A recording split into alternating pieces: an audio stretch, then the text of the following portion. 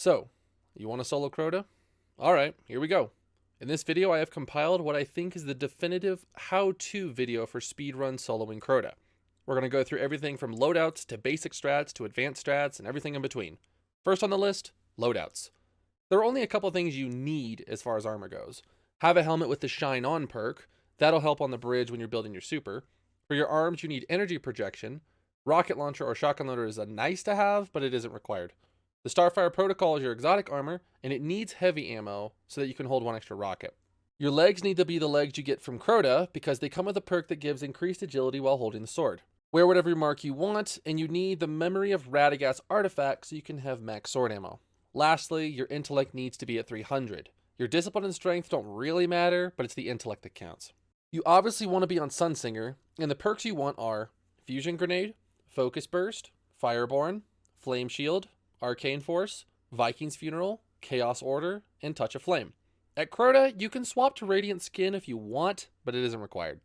For primary weapons, you want to have a Scout Rifle with explosive rounds, Bad Juju, and Mita Multi-Tool. Your energy weapon needs to be a shotgun. Any shotty will work, but a fully automatic one is what you want, and a fully automatic fast-firing shotgun is best. For heavies, you need an exotic sword, Raise Lighter is best, and make sure to have both scabbards on, a Gallahorn, and any legendary heavy. Yeah, that's a rundown for loadouts. Now grab a frick ton of heavy ammo sense and let's get started. Right at the start, you want to get to the plate as fast as you can. Preferably, you want to sword skate, but most of the time you won't have sword ammo. And if so, you can blink down there, or you can bounce off the hills that are on your right, like this. You should get to the plate between 8 and 9 seconds. Now there are a couple different ways you can predict when to jump to the entrance, but here's how I do it. I wait until I hear this sound. Then I run backwards until the right pylon comes into view, run forward, and jump as far as you can. Then you drop down and sprint for the bridge. If you've done everything right, you should have downward momentum from 44 to 46 seconds. As you fall down, line your reticle right here. This will line you up where you need to go. Wait until the Darkness Zone skull appears, and then you jump, then light and heavy swing in very quick succession. Obviously you can do this quick, but the timing goes, as soon as the sword hilt points up, light attack. When the sword hilt points farthest back, you heavy attack. Repeat and repeat. Do 7 combos forward, then medium turn right for 2 combos. Then on the 10th combo, you need to be aiming towards the final plate, or right around there. Now here's where you can do 2 different strategies. First is fly all the way to the plate. This should get you to the plate somewhere between 1 minute 46 seconds and 1 minute 48, which is very good, but it can be better. If you aim for this rock and you get a bounce like this, you can hit the plate as fast as 1 minute 42 seconds. But if you miss the rock, you'll more than likely get to the plate at 1 minute 50 seconds-ish. It's up to you if you feel the risk is worth it. After hitting the plate, head to the pillar and wait until your heaviness goes away. Then jump on this pylon, kill the ogre with your scout rifle, then scooch all the way down to the edge of the pylon and shoot the ground a couple times. This will attract the ads towards you, and after shooting the cursed thrall, wait until the regular thrall surround you, shoot them, and pray for heavy ammo. If you get sword ammo, you need to skate to the end. It takes at least 16 ammo to get there, so keep that in mind. Now if you don't get heavy ammo, this is where you swap to Mita and do this movement I have dubbed as Mita Skating. Overall, it's 6 to 7 seconds slower, but if the time you're aiming for is 11 minutes 20 seconds or slower, this is a time loss you can eat. When I'm going for world record attempts, I want this black screen to happen somewhere between 3 minutes 31 seconds and 34 seconds. Alright, here's where most of your resets will happen. The idea is you grab the sword, cross, kill the gatekeeper, die, respawn, swap to your legendary heavy and bad juju, regain your super with bad juju, and repeat 5 times. There are 2 main techs you use and 2 different strategies you can use them. The first one is how you cross the bridge. The easy strat is you jump on this rock, aim for this pillar until you're lined up with the bridge, then fly towards the other side. The hard strat is you do a tech called a backslide bridge. This is where you do a sword skate, bounce, in-air sword skate, and swipe twice to cross the bridge. It takes a while to get the timing feeling natural, but every time you successfully do a backslide bridge, you save 5 to 6 seconds over doing the right side strat. Since you have to cross the bridge 5 times, doing 5 backslides saves you between 25 and 30 seconds. However, if you mess one up, it's probably a reset. The second strategy is spawn killing the gatekeepers. The old strat was cross the bridge, and die. Then on your second cross on, you wait, making sure not to touch the plate, and then kill a Gatekeeper. The problem with this strat is that the sword bearer spawns 25 seconds after either the Gatekeeper is killed or a sword despawns. So if you rather skate and bunny hop to a Gatekeeper, kill him, skate back, then die, you'll save roughly 10 seconds per crossing. I know this looks funny, but if you bunny hop, the game won't register that you're on the far side.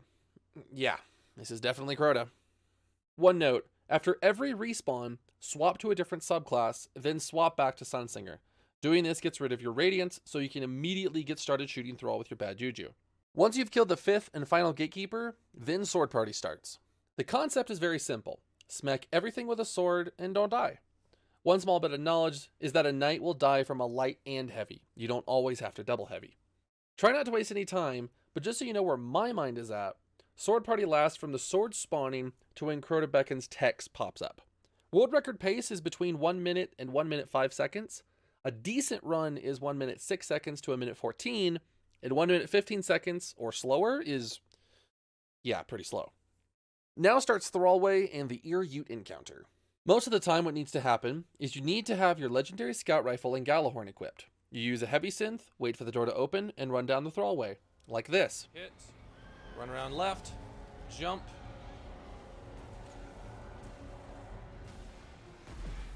Should be home free.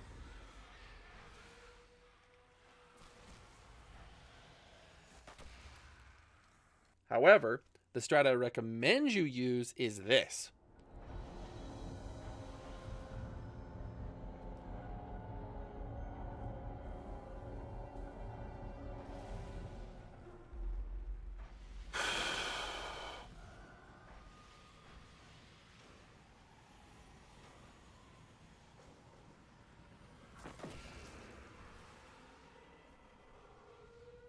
This wall breach requires you to use the Come At Me emote.